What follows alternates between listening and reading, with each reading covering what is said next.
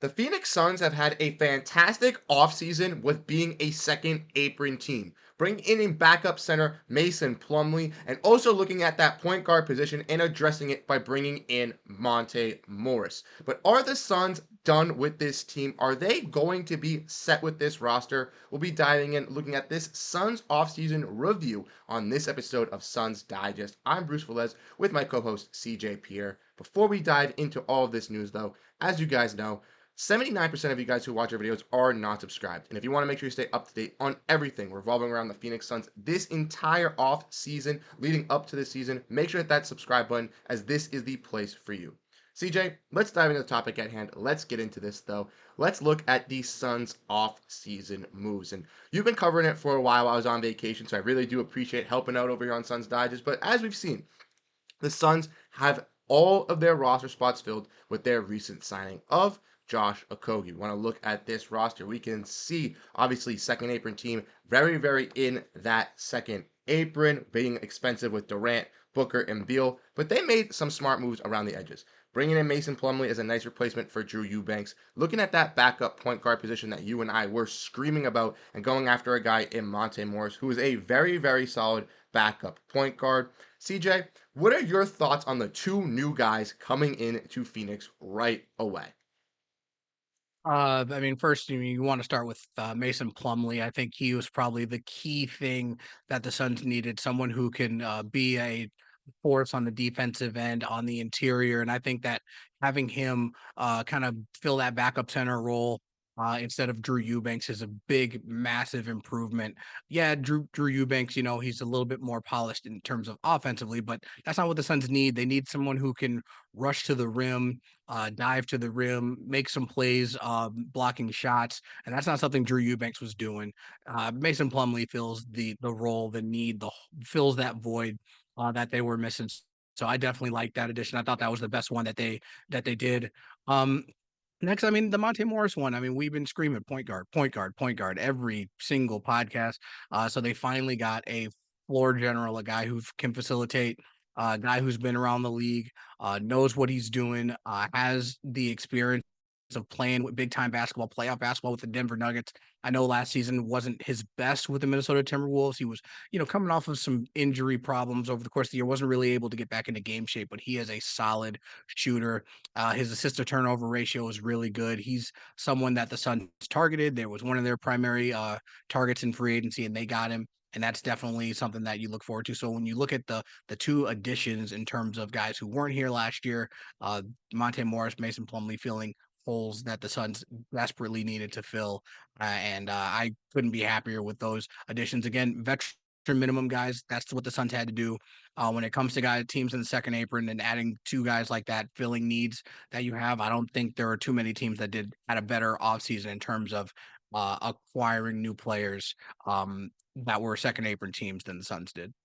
I agree with you, CJ, and I think you hit the hammer on the nail by saying that the Suns addressed everything that they needed to do with their weaknesses. You said assist to turnover ratio being one of the worst teams in the NBA last year, bottom five in that. They go after Monte Morris, who has one of the best at that point guard position. And even though they have Booker and Beal, those guys who can start at the guard, Morris can start and finish games, but also they don't need him at the end of the game. They can have him at the bench. It's not like he's going to be crying that he didn't get that finish at the end of the game. You also mentioned Mason Plumlee being a solid interior defender and being a better rebounder than Drew Eubanks, which is something that Nurkic lacks a little bit in the starting lineup. So I'm glad that they addressed that by adding a backup big that could do that in Mason Plumlee. Now, CJ, even though the Suns did add two guys on this roster with those veteran minimum contracts, they did still bring back some of their guys from their player options. If we want to look at this Suns team, we can see guys like Josh Okogie and Damian Lee were brought back onto this roster alongside Bol, who re-signed a contract. Now, when you look at those guys, obviously Damian Lee didn't play last season. He was injured. Josh Okogie had some spurts, and Bol was a guy who could be a diamond in the rough for this Suns team at that 4-5 position.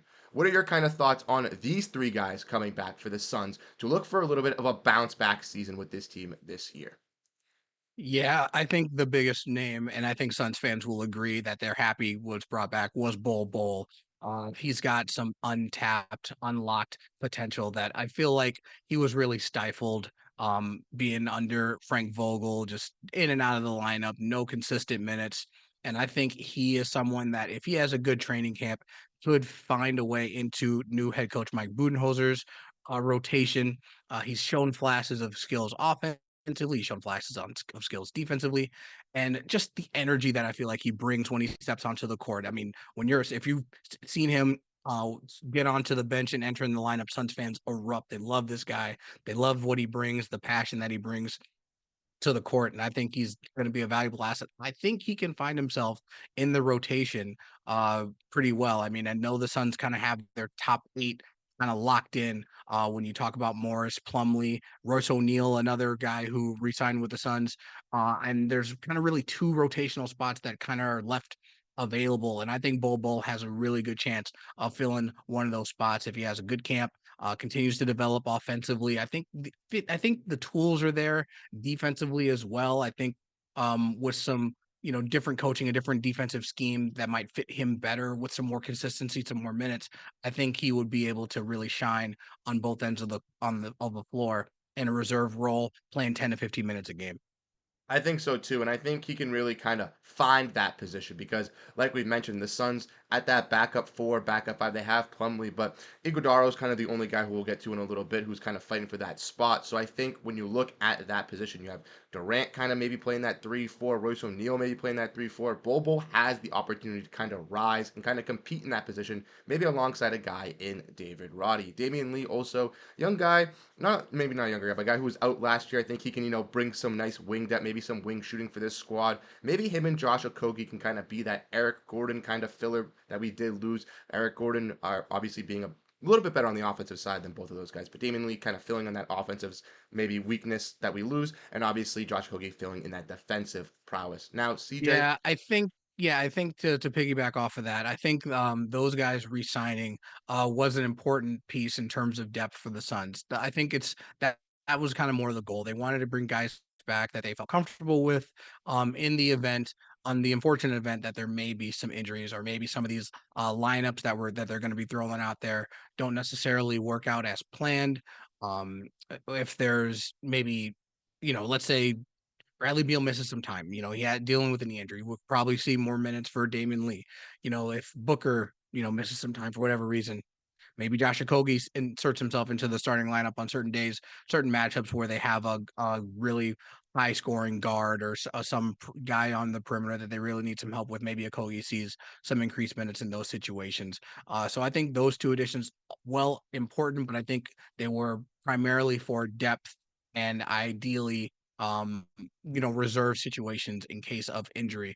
Of course, it's quite a lot of money for guys that you may or may not play, but that's kind of the situation that the Suns are in, given being a second apron team. But I think they're good moves.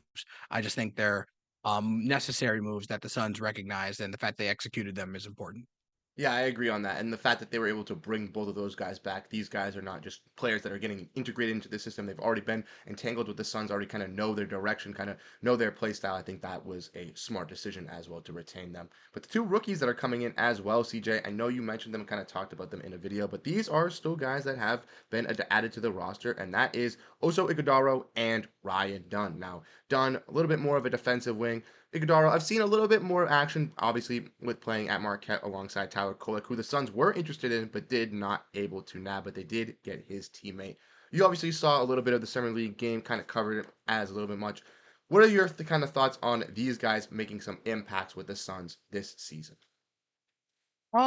Yeah, so the summer league game, that wasn't great. They got handed handed it to them pretty good, but they're playing a Golden State Warriors team that has guys on that team that have played significant NBA basketball already. Brandon Pajemski's playing on the Golden State Summer League team. So it's like, what are we doing here in terms of we can't put too much stock into it.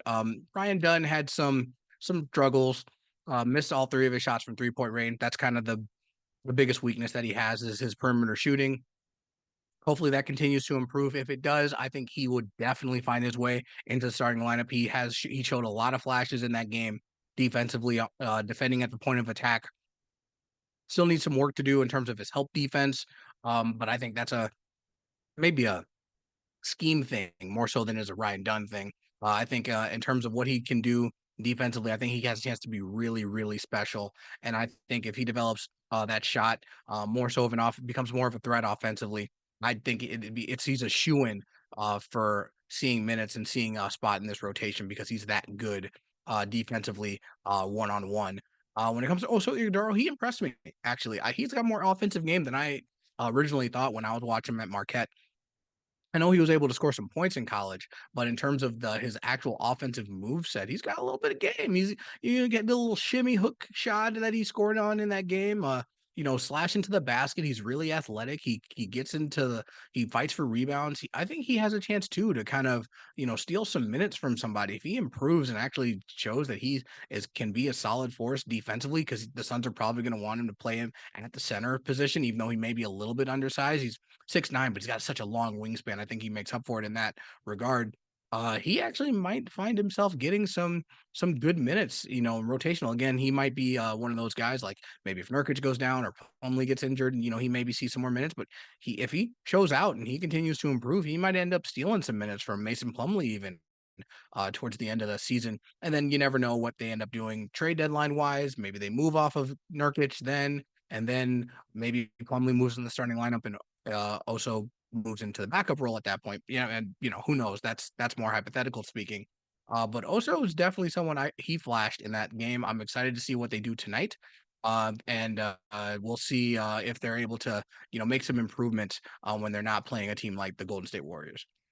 That's intriguing. I'm liking what I'm hearing out of your mouth from all these things on Ryan Dunn and Oso because as someone who didn't get to watch the game, if you're saying that Oso has some nice little post moves and can do some nice things down low, I'm getting hyped up on that. As people that wanted the Suns to keep their draft picks this year and to kind of get into that youth movement, CJ, if we can have some young guys kind of looking and blossoming and looking nice, possibly maybe that could be a shift in direction for the Suns for the future. But before we head out, CJ, we have one last thing to cover on this team. And that's with the Phoenix Suns and asking, are they done yet? Are they done making these moves? Now, CJ, as we all know, they have all 15 of their roster spots filled, but there are a little bit of question marks with this team. One player that I kind of seemingly have a question mark is with Nazir Little. Now, Little was obviously brought into with the DeAndre Ayton move from Portland, a wing who has some potential, but making around $7 million, and with this team already bringing back Royce O'Neal, having Grayson Allen who can play that wing position, having Kevin Durant, now with Ryan Dunn. It's seeming like Nazir's Little's position could, possibly be up for the move. So if you're James Jones, obviously there's a lot of question marks with him. Maybe you have to attach some draft capital, all that type of stuff. But would you be shocked if he is not moved by the start of the season? I'm shocked that he hasn't been moved yet, Bruce. I don't understand it really personally. I was beating the drum that I thought the Suns needed to make a pick in this NBA draft. They did it even better. They made 2 picks in the draft, trading down with that number 22 overall pick, getting Ryan Dunning, also Iguodala. I think that was great. I'm so super happy that they didn't try and package that pick with Nasir Little in some kind of trade to get somebody else. I thought the moves that they made were smart, and they were looking at win now moves and also building to the future. But at this point, Nasir Little is not going to play on this team. Like he's just not. He's making $6.7 million this year for a guy who's not going to play. And he's not going to play over Royce O'Neal. He's not going to play over Grayson Allen. At this point, I see it highly unlikely that he's going to even play over guys like Josh Okogie, Damon Lee, and I feel like are probably higher on the pecking order than he is, given what we saw last season. He barely showed up. I don't even know how many games he saw playoff action in that weren't garbage time. I don't see him playing. So why are you going to pay a guy $6.7 million to not play? And even if we're talking depth in terms of injuries, like there would have to be like 3 or 4 injuries to guys that are playing perimeter basketball to see Nasir Little get significant run. So I think that there's still potential for the Suns to make another move, so I wouldn't be shocked if they did that. There was a lot of interest in Kyle Lowry before he ended up deciding to re-sign with the Philadelphia 76ers. Even with the Josh Okogie news, I did a couple of videos on that there was only one spot available. They were still showing significant interest in 2 guys. So there's still some guys available in free agency given the cap situation with other teams. So many teams are over the cap right now, and these guys that are sitting in free agency that are valuable commodities are probably not going to get the contracts that they're hoping for. So there's some guys available that they can get veteran minimum deals. I just wanted to throw it to you quick. What do you think the Suns should do with Nasir Little? I personally think that they should look to trade him. I know we kind of talked about this before, possibly in a salary dump, possibly for a move for a different player. They're interested in the point guard. Why not go for a reunion with Javon Carter, but trade him? I know that the Bulls are looking for a little bit of a rebuild, lost DeMar DeRozan at that wing position. They have Buzelis, but throw Nazir Little in there. If you have to throw draft capital in it, do it. But a reunion with Javon Carter, he's another defensive, playmaking, pretty scrappy point guard. I don't know if Tyus Jones would take the Vetman to come to the Suns, or else I'd look at him. But Javon Carter, I think, is a little bit of a lesser version of Tyus Jones, but he can fill that role, still be solid. And then for the Bulls, Nazir Little's a nice, young, appealing wing for them. Yeah, I like the Javon Carter idea. I got one that I think would be a little bit even spicier, and I mentioned him once before. Spencer Dinwiddie is still available, and this is a guy who's got experience being a starting point guard in this league. I think the Suns should just take a look at what they got. Go to Spencer Dinwiddie and say, "Look, we're gonna dump Nasir Little to like the Pistons or something for pennies on the dollar. We only got the veteran minimum. You're not going to get a long term deal or maximum or top dollar money that you're probably worth. You come with us for 1 year. You be the starting point guard, the primary ball handler on this team. You play with Beal, Booker, and Durant, and you will get yourself a payday playing with a team that is trying to win a championship right now. I think if you pitch that to Dinwiddie, I think he might take it considering what his options are currently. Because right now his options are maybe sign a bigger money deal with the Pistons or the Wizards or something like that, or sign for the veteran minimum with a contender. Go to a place where there's a void at point guard right now. You can fill that starting point guard role. You can be a significant reason why the Suns win a championship. And then you have that 1 year deal. You are a hot commodity. And next year in free agency, where there will be more teams with cap space.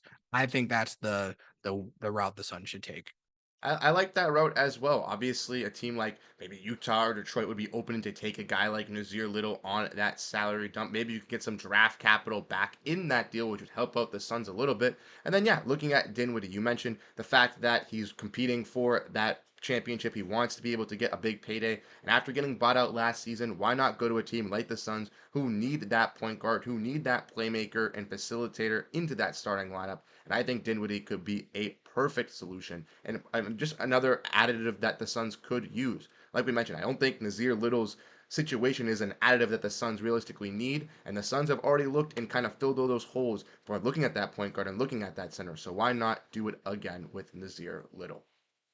CJ, just wanted to say thank you so much for covering the Suns while I was away. Thank you for helping out over here on Suns Digest. But we are back. We're going to be doing daily videos with the Phoenix Suns coverage. Suns are on tonight for the Summer League, so we'll have a video coming out either later tonight or tomorrow covering everything revolving around that. But today we wanted to get a little bit of an off-season preview, off-season review going out for you guys revolving around the team, giving CJ and I's personal thoughts on the Suns acquisitions. Overall, CJ, you got to give this Suns rating from a 1 through a 10 for this offseason. What are we giving it? 1 being the worst, 10 being the best. Honestly, given the that's the biggest caveats. Given the situation, okay, they're a second apron team, so you have to put that in perspective. When you just look at the moves as a whole, you're probably looking somewhere in the 5 range, 5-6 range. But when you look at the fact that they did what they did while being a second apron team, I have to give them an 8. I feel like it's really, really good. They filled the holes that they needed. They got Monte Morris a backup point guard. They got Mason Plumlee a backup big man. They made 2 picks acquiring young talent that they've locked in for the next 4 years in the draft, which is probably the biggest thing that they did. And then they re-signed some core pieces. They brought back Royce O'Neal, bringing back Okogie, bringing back Bull, who figures to be in the lineup, as well as Lee as a depth piece. I think all of those moves combined, when you look at the circumstances, I think you have to give the Suns an 8 out of 10 for this offseason. It's not the exact same team. There's a many of the same guys that'll be there, but the guys who are going to be contributing more so, add in Morris, add in Mason Plumlee, add in potentially Bol and 2 of these rookies, then the Sun squad looks vastly different and has a lot less holes than what they did last year. You gotta add in Mike Budenholzer as well. The addition of Mike Budenholzer, I think, is it's off-season addition, right? So I think that that's going to play a big role as well. So actually, you know what? With the coach addition, I'm going to bump it up to a 9. It's a 9 out of 10 when you add in the addition of Coach Budenholzer. I think that's crazy because I was thinking 8 right in my head when I asked you the question, and now I'll go with Budenholzer. I'll bump it up to. We'll get up to a 9. Well, we're gonna say that this is a great offseason for the Suns. Let us know what you guys think down below in the comment section. What moves do you want to see the Suns possibly move? Maybe with Nazir Little, maybe with Yusuf Nurkic, anything that revolving around this team. If you think the Suns had a great offseason, let us know your thoughts down below in the comment section. Like I said, CJ and I will be coming out with daily Suns content on the channel. So if you want to make sure you stay up to date with everything revolving around this team, with Summer League, the offseason finishing up, everything, hit that like button, hit that subscribe button. From your hosts, Bruce Velez and CJ Pierre, we'll catch you guys in the next video. Have a great rest of your day and go Phoenix Suns.